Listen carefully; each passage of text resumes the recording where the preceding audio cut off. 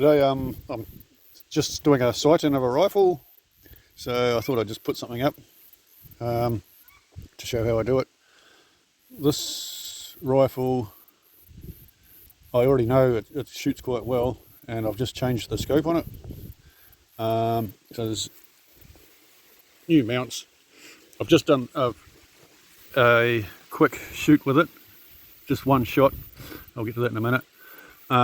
So what I've done is mounted the scope, make sure everything's tight, set the rifle up and sight it in how I would normally be using it in the field. So if I've got the opportunity, I will be shooting it off a bipod in the field.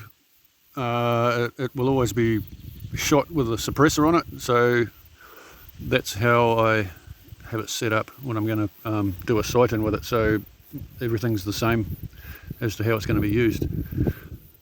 So what I've done at home before I came out was I mounted the scope. It's got some new rings. It's a little bit lower than the old scope, and it's a different scope that was on it before. So at home I've got a collimeter, foresighter set up that I use. So I've mounted the scope at home and I've set the reticle up roughly with this collimeter, and it does, most of the other rifles I've used it on, it does get it pretty close. So I've done all that, out at the farm now, and the first thing I do now is shoot it at a target. Usually just one shot's enough, at say 20 meters before I go out to the full distance to what I'm going to sight it into. Basically I just want to get a rough indication of the height and windage on how it's shooting after I've set it up with my collimeter. So I've just shot one. Usually if it needs adjusting I'm going to need more shots. Okay, so I've shot one shot at the target and we'll go up and have a look what's happened. As you can see, here's where my shot went here, which is, I don't think I'm not going to bother adjusting because I'm not going to really get it any better than that. And that's roughly kind of where it's going to be shooting at this type of range. It's going to be shooting a bit low still. And as you can see, the windage is pretty well, doesn't really need anything doing to it. Elevation, usually at close range they will be shooting a bit lower, because the bullet's slowly going to be rising, and it's still in its rising stage. So what I'm going to do now is take it out to 100 meters and I'll start shooting at this target again and see what kind of adjustments we need. I'm going to, after reading about some data and stuff on this, it's a 223. I'm using 55 grain projectiles. I used the maximum point blank range method because I don't like fiddling and twiddling with scopes once I've set them, and it's just going to be a hunting and casual target shooting rifle, so I'm not pretending to be a high-tech sniper or anything like that. So if with the calculations I've read online, but I will have to verify it shooting at a target in my conditions with my rifle, but I'm going to try and get it shooting about 1.5 inches high at 100 meters, and that will give me in theory that's going to give me a maximum point blank range of around 230 meters.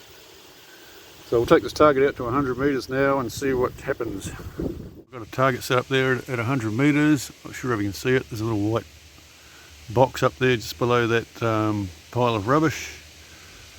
It's a little bit windy out here, so it's I'm going to be trying to shoot between the breezes just to keep it as consistent as possible. But there's actually quite a sheltered little gully I'm in here, so it's not going to be too bad. I think I'm probably going to try 3 shots on the target unless it's wildly out, and then we'll go and have a look again and see what's happened. So I've fired 2 shots onto the target and they're nearly touching, but I'm not going to need to walk up there because this quite a good scope and I can see them clearly.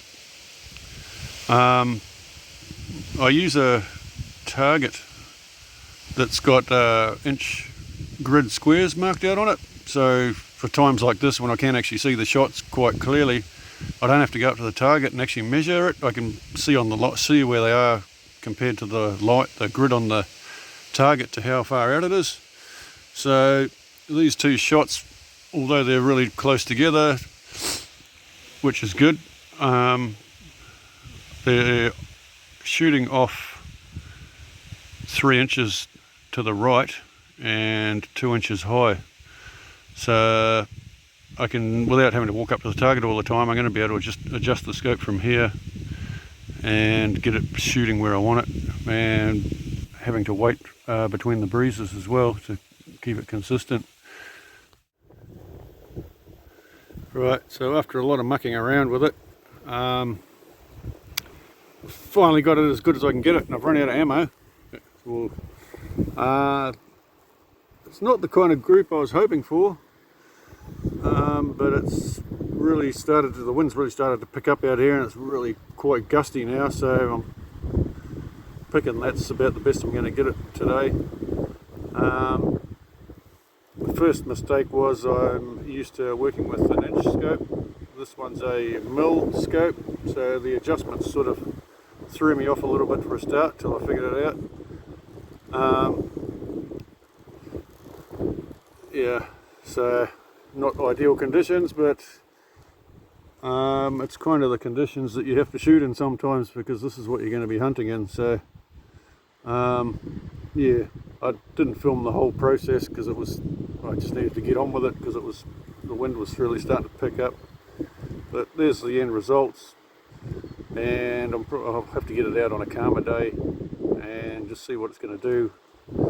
But it should be pretty good, I think. Yeah, that was just a quick thing on sighting in. So I was shooting from back down there in front of the car up to here.